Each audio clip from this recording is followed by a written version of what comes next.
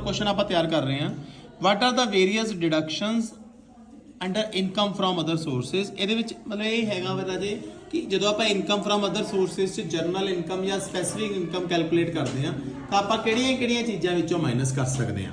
ਜਿਹਦੇ ਵਿੱਚ ਸਭ ਤੋਂ ਪਹਿਲਾਂ ਹੈਗਾ ਇਨ case of dividend and interest on securities. ਜਿੱਦਾਂ ਬੇਟੇ ਕਲੈਕਸ਼ਨ ਚਾਰजेस ਹੁੰਦੇ ਨੇ, ਜਿੱਦਾਂ ਆਪਾਂ ਡਿਵੀਡੈਂਡ ਰਿਸੀਵ ਕੀਤਾ ਸ਼ੇਅਰਸ ਤੇ, ਉਹ ਸਾਡੇ ਬੈਂਕ ਦੇ ਥਰੂ ਰਿਸੀਵ ਕੀਤਾ ਜਾਂਦਾ ਵਾ ਤਾਂ ਬੈਂਕ ਕੁਝ ਕਲੈਕਸ਼ਨ ਚਾਰजेस ਕੱਟਦੀ ਆ ਤਾਂ ਉਹ ਆਪਾਂ ਖਰਚਾ ਪਾ ਸਕਦੇ ਆ। ਇਹ ਪੁਆਇੰਟ ਆ ਕਹਿੰਦਾ ਮਤਲਬ ਜੇ ਤੁਹਾਨੂੰ 50000 ਦਾ ਡਿਵੀਡੈਂਡ ਮਿਲਿਆ ਵਾ 2000 ਰੁਪਏ ਬੈਂਕ ਨੇ ਕੱਟ ਲਿਆ ਐਜ਼ ਐਨ ਕਲੈਕਸ਼ਨ ਚਾਰजेस ਤਾਂ ਤੁਸੀਂ ਉਹਨੂੰ ਵਿੱਚੋਂ ਮਾਈਨਸ ਕਰ ਸਕਦੇ ਹੋ। ਇਹਨੂੰ ਕਹਿੰਦੇ ਨੇ ਰਾਜੇ ਡਿਡਕਸ਼ਨ। ਜਿਹੜਾ ਦੂਸਰਾ ਪੁਆਇੰਟ ਹੈਗਾ ਜੀ repair depreciation in case of letting up of machinery plant furniture with or without building.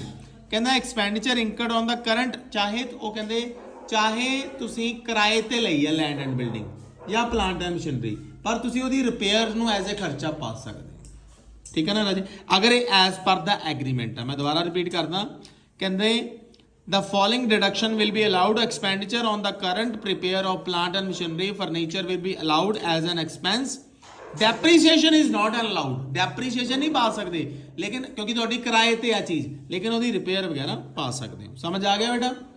ਉਸ ਤੋਂ ਬਾਅਦ ਹੈਗਾ deduction in respect of employee contribution to the staff welfare scheme। ਅਗਰ ਕੋਈ ਵੀ employee डिडक्शन इन कहना any amount received by the employer from his employee. अगर जिदा for example Raje employee the staff welfare scheme च एम्प्लॉई दे पैसे कट्टे गए, ਉਹਨੇ एम्प्लॉयर ने ਉਹਨੂੰ ਵਾਪਸ ਦੇਤੇ ਤਾਂ ਉਹਦੀ डिडक्शन ਲੈ ਸਕਦਾ, ਮਤਲਬ ਉਹਨੂੰ ਐਡ ਕਰਨ ਦੀ ਲੋੜ ਨਹੀਂ ਹੈਗੀ। ਹੈ एम्प्लॉई ਦੀ ਵੈਲਫੇਅਰ ਸਕੀਮ, ਇੰਪਲੋਈ ਦੇ ਪੈਸੇ ਕੱਟੇ ਗਏ ਸੀ ਜੋ ਇੰਪਲੋਇਰ ਨੇ ਉਹਨੂੰ ਵਾਪਸ ਦੇਤੇ ਤਾਂ ਉਹ ਅਲਾਉਡ ਆ ਐਜ਼ ਐਨ ਡਿਡਕਸ਼ਨ, ਉਹਨੂੰ ਐਡ ਕਰਨ ਦੀ ਲੋੜ ਨਹੀਂ ਹੈਗੀ। ਠੀਕ ਹੈ ਨਾ।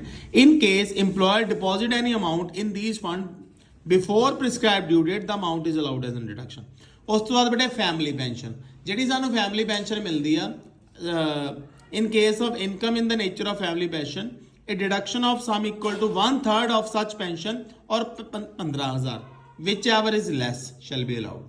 ਜਿਹੜੀ ਫੈਮਿਲੀ ਪੈਨਸ਼ਨ ਮਿਲਦੀ ਆ ਉਹਦਾ 1/3 ਆਫ ਦਾ ਫੈਮਿਲੀ ਪੈਨਸ਼ਨ ਸਾਲ ਦੀ ਜਾਂ 15000 ਵਿਚ ਐਵਰ ਇਜ਼ ਲੈਸ, ਉਹਦੀ ਆਪਾਂ ਨੂੰ ਕੀ ਮਿਲ ਜਾਂਦੀ ਆ ਡਿਡਕਸ਼ਨ ਮਿਲ ਜਾਂਦੀ ਹੈ। ਉਸ ਤੋਂ ਬਾਅਦ ਆ ਜਾਂਦਾ ਜੀ ਆਪਣਾ deduction from any others income.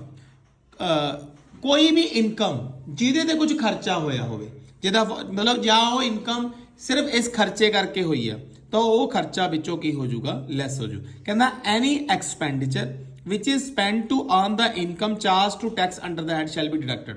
Example लेना मैं, कोई तुसी खर्चा कोई भी ਤੁਹਾਨੂੰ ਇਨਕਮ ਹੋਈ ਕੋਈ ਸਮਾਨ ਵੇਚ ਕੇ, ਉਹ ਸਮਾਨ ਤੁਸੀਂ ਕਿਰਾਏ ਦੇ ਕਮਰੇ 'ਚ ਰੱਖਿਆ ਹੋਇਆ ਸੀਗਾ ਫॉर ਸਟੋਰੇਜ, ਤਾਂ ਜਿਹੜਾ ਉਹ ਕਮਰੇ ਦਾ ਕਿਰਾਇਆ ਵਾ ਉਹ ਤੁਸੀਂ ਵਿੱਚੋਂ ਮਾਈਨਸ ਕਰ ਸਕਦੇ ਉਸ ਇਨਕਮ 'ਚੋਂ, ਕਿਉਂਕਿ ਉਹ ਐਕਸਪੈਂਡੀਚਰ ਕਰਕੇ ਹੀ ਤੁਸੀਂ ਸਟੋਰ ਕਰ ਪਾਏ ਤੇ ਵੇਚ ਪਾਏ। ਸਮਝ ਆ ਗਈ। ਕੋਈ ਵੀ ਇਨਕਮ ਜਿਹੜੀ ਕੁਝ ਖਰਚਿਆ ਕਰਕੇ ਹੋਈ ਆ ਉਹ ਖਰਚੇ ਫਿਰ ਵਿੱਚੋਂ ਮਾਈਨਸ ਕਰ ਸਕਦੇ ਹੁੰਦੇ। ਸਮਝ ਆ ਗਈ, ਮੇਰਾ ਪੁਆਇੰਟ ਸਮਝ ਆ ਗਿਆ ਕਿ ਨਹੀਂ।